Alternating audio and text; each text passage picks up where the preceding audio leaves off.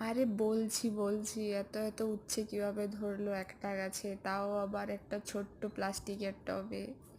আসলে কিছুই না, যে প্রতিদিনের যে সবজির খোসা সেগুলো দিয়ে আমি একটা কম্পোস্ট বানিয়েছিলাম, আর ওগুলো দিয়েই লাগিয়েছি। সাথে একটু মাটি আছে আর কোকোপিট আছে, বাস। দেখতেই পাচ্ছ এইটুকু প্লাস্টিকের ডিবার মধ্যে গাছটা হয়েছে, আর কত কত উচ্ছে হয়েছে এর মধ্যে। আবার ছোট ছোট অনেক ছোট ছোট উচ্ছেও এসছে অনেক।